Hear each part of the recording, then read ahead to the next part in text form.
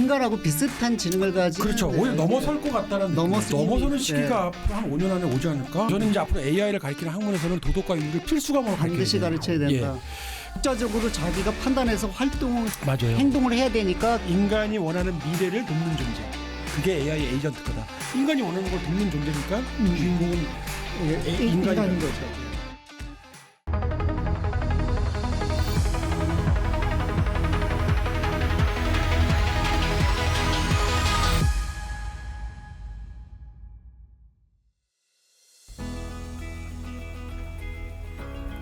안녕하세요.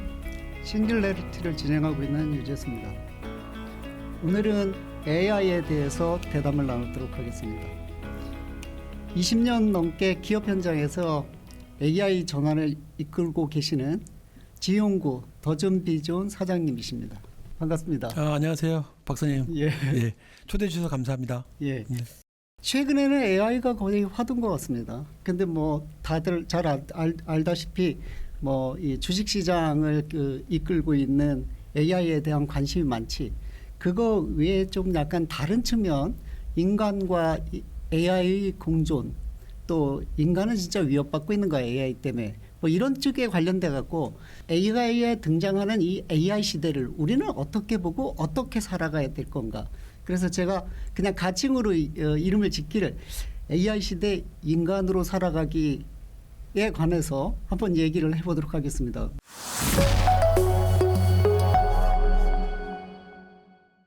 먼저 얘기를 좀 시작해보면 매년 연초 보면은 세계적인 사람들이 다 스위스 다보스에 모여가지고 뭐 얘기를 하는데 AI가 몇 년 전부터 빠지지 않는 주제입니다. 사실상 굉장히 실현 불가능한 헛소리 아니냐라는 얘기가 나올 정도로 인간 지능하고 똑같은 AGI, Artificial General Intelligence, 그 다음에 인간 지능을 초월할 거다. 인간보다 똑똑할 거라고 하는 Artificial Super Intelligence의 출현에 대해서 세계적인 그 기업을 이끌고 계시는 분들이 이제는 뭐 거의 기정사실이야. 이거는 if가 아니라 when, 언제다 이런 얘기를 하고 있거든요. 그래서 뭐 사장님께서도 뭐 이 다보스 포럼의 그런 그 석학들의 주장에 대해서 많이 보셨겠지만 어떻게 느끼셨습니까? 네, 모든 주제가 다 기승전 AI로 통하는 시대를 저희가 살고 있어요. 그만큼 AI가 범용화된 기술이 된 거예요. 전문가 영역에서 전문가 영역 바깥으로 나와 있는 거죠. 모든 산업의 경계, 지식학자들의 경계, 뭐 이런 그런 인문학의 경계, 철학의 경계를 다 허물고 전문가 영역에서 모든 사람의 관심이 되다 보니까 기승전 AI로 이제 바뀌고 있는 거고요. 그 AI 갖고 무엇을 할 것인가, 어떻게 변할 것인가에 대한 고민을 많이 해야 되는데 AI가 얼마큼 더 똑똑해질 것인가, 얼마큼 지금보다도. 근데 그 똑똑해지는 수준이 거의 뭐 한 달에도 몇 번씩 업데이트되면서 빠르게 바뀌다 보니까 사람이 계속 감탄만 지금 하고 있는 거예요. 그 감탄하는 그런 과정 속에서 열광 속에서 철학적인 우리 인간의 모습을 좀 잃어가는 건 아닌가라는 생각도 요즘 많이 합니다. 사실은 AI의 발전 속도를 보면서 나는 무엇인가, 결국 인간은 무엇인가라는 부분들의 생각을 저는 훨씬 많이 하게 되거든요. 그런가요? 예, 그 안에서 제가 설 자리를 찾아야 되는 거잖아요. 내 부족함을 채우기 위해서 우리가 도구를 생각했는데 그 도구라는 것은 내 의지 갖고 썼는데 이제 이 도구가 나를 앞서가려고 하는 어떤 그런 차원을 넘어서 가는 부분들이 겁이 나는 거죠, 이제. 그 발전의 속도가. 그래서 사람들이 기승전 그 결의 주인공이 지금 AI가 돼가고 있는 것 같다. AI들은 화두 열풍 거의 정점에 있는 것 같아요. 제가 봤을 때. 근데 그 지금 사장님 보셨을 때 뭐 그 안트로피계 다리오 그 사람도 얘기했듯이 뭐 1, 2년 내 뭐 아니면은 뭐 몇 년 뭐 뒤에라고 뭐 부정적 조금 약간 보수적으로 전망하시는 분들은 조금 뒤를 얘기하긴 하는데 진짜 AGI나 ASI가 현실화될 것 같이 보이시나요? 그러게 저도 요즘에 부쩍 AI에 대한 보수적으로 비판적으로 보는 사람들과 AI를 또 긍정적으로 바라보는 사람들의 이야기들이 공통적으로 한 3년에서 5년 정도를 얘기하고 있거든요. 커즈와일이 특이점이라는 부분들 싱귤레리티 자체를 45년 정도로 예측을 했는데 옛날에 그랬죠. 그렇죠. 근데 싱귤레리티라는 개념이 만들어졌을 때 2045년이 AI 경험이 없이 예측한 거였다고요. 그렇죠. 그렇죠. AI라는 부분들의 경험이 없을 때 했는데 정확한 지금은 그걸 예언한 사람들조차도 AI를 지금 자기가 경험하고 있잖아요. 그렇죠. 그리고 그런 그 미래학자의 의견 말고도 엄청나게 많은 통찰을 갖고 있는 철학자들이 있잖아요. 예. 그 철학자들이 AI를 이해하기 시작했다는 거지. 예. 근데 그들의 이야기 속에서 앞으로 최대 한 5년, 최소 5년 정도면 올 거다.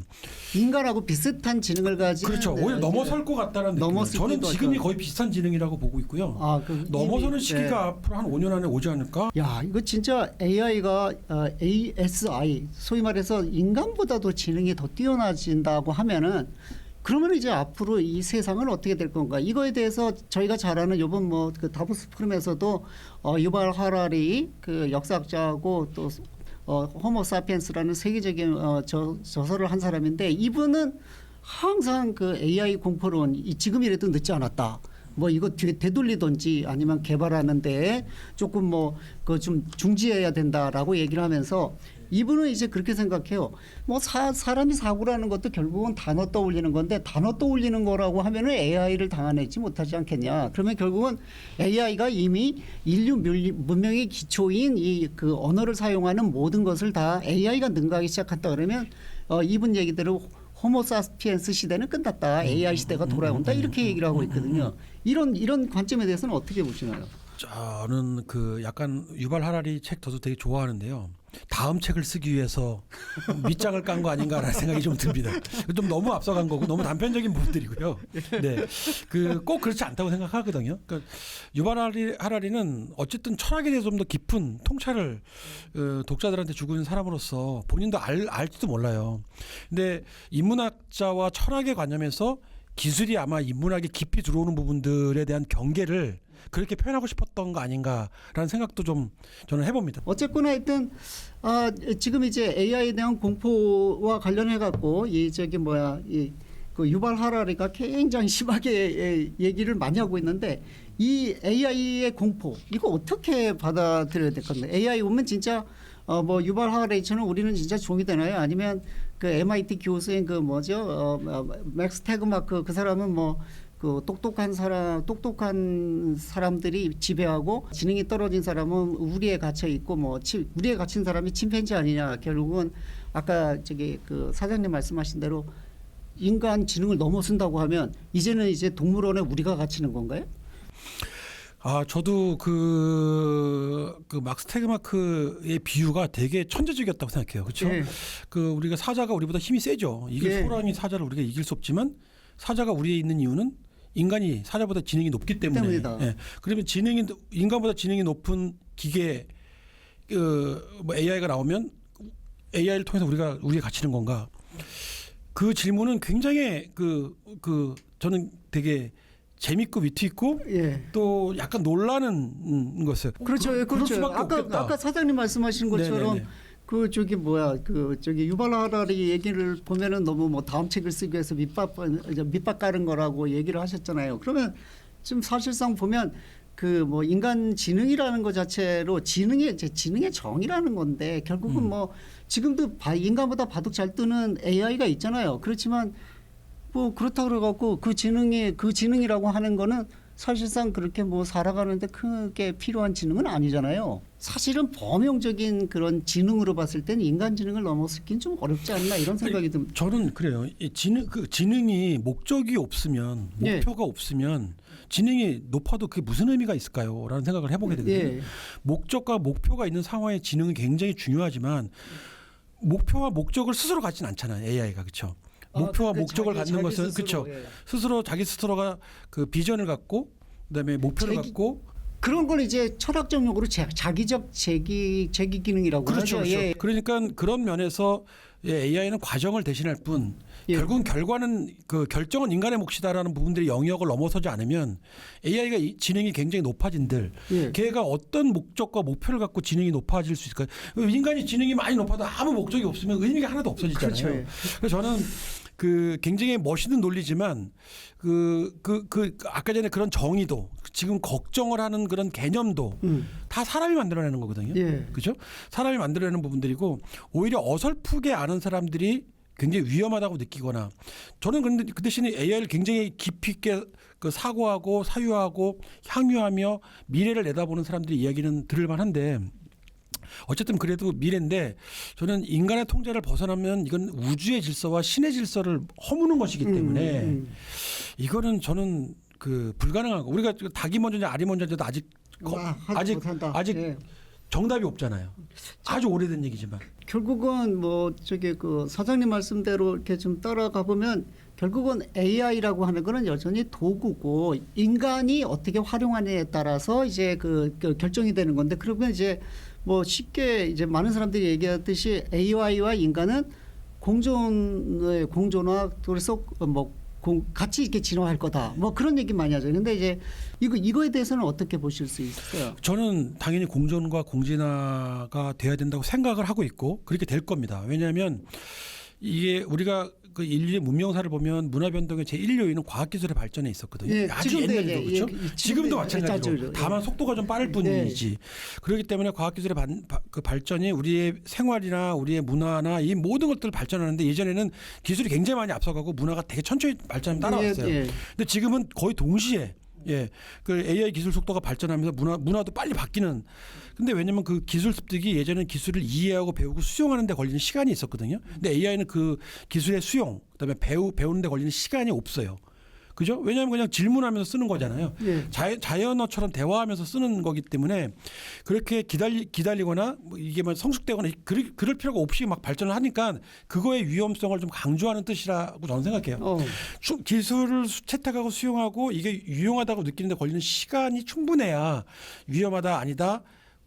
공진하다, 뭐 공존하다라고 가릴 수 있는데 지금 그런 생각할 여유가 없는 속도가 빠르거든요. 빠르요. 그래서 그 질문을 그 팔란티어의 CEO가 그 알렉스 카프라고 있거든요. 근데 알렉스 카프가 팔란티어가 AI 회사를 요즘에 되게 유명한데 그 사람이 기술자가 아니에요. 법학도입니다. 철학자라고. 철학자가 AI 회사 기술 회사를 리드하고 있어요. 그 사람이 하는 얘기를 보면 AI 기술은 중립적이지 않다. 기존의 기술과는 틀리다. 근데 우리가 기술이 중립적이지 않다라는 프레임을 잘 생각해 보면 왠지 중립적이다라는 얘기는 잘 사용하면 괜찮을 것 같아라는 느낌이지만 맞습니다. 비중립적이라는 이야기는 그 잘못 사용하면 큰일 나겠는데라는 것도 사용의 경험 없이도 비중립성이라는 부분들에 주는 프레임은 잘못 사용하면 위험할 것 같다라는 부분. 그래서 저도 이게 그 AI는 기존에 있는 기술과 좀 다르게 중립적이지 않다고 봅니다. 왜냐하면 어떤 데이터를 학습했느냐와 누가 어떤 질문을 하느냐에 따라서 다른 결과를 내기 때문에 그래서 사람들이 공존과 공진화를 많이 외칠 수밖에 없어요. 근데 공존과 공진화를 외치는 것은 기술은 중립이 어떤 사고에서 시작되거든요. 그게 뭐냐면 도덕과 윤리 개념이 없거든. 기술은. 근데 AI는 도덕과 윤리 개념이 필요한 기술이에요. 그렇죠. 그래서 되는 거죠. 그렇죠. 그래서 도덕과 윤리라는 개념이 독자적으로 자기가 판단해서 행동을 해야 되니까 그런 게 필요하다는 거죠. 맞아요. 그래서 저는 우리가 IT 기술을 가르치거나 공학을 가르칠 때 도덕과 윤리를 대학에서 가르치지 않아요, 많이. 근데 의학에서는 도덕과 윤리를 굉장히 중요하게 가르친대요. 근데 저는 이제 앞으로 AI를 가르치는 학문에서는 도덕과 윤리를 필수 과목으로 반드시 가르쳐야 된다. 그래서 이 부분들이 어떻게 인간이 굉장히 우리가 뭐 지키지 않는 규칙이나 절차를 지키지 않는 사람들은 법도 있고 제도도 있고 규칙도 있지만 대부분 선한 사람들은 그런 거 없이도 잘 살거든요. 그래서 이제 AI 공포론을 얘기하는 유발 하라리가 항상 하는 얘기가 그거잖아요. 이게 칼이 쌀라를 쓰는지 사람을 죽이는지 하는 거는 인간이 칼을 어떻게 쓰느냐라는 거에 달려 있으니까 칼은 기술 중립적이고 도구일 뿐이지만 AI는 자기가 샐러드를 쓸 건지 사람을 죽일 건지 자기가 결정하니까 이거는 위험하다라고 얘기하는 거잖아요. 근데 이제 사장님 말씀을 들어보니까 그러니까 저는 처음 들어보는 개념인데 기술은 중립적이었는데 AI는 중립적인 기술이라고 보기 어렵다. 그렇기 때문에 뭔가 가치관을 하나 제대로 심어줘야 된다. 이런 얘기인 거죠. 그래야지 공진화가 가능한 거겠네요.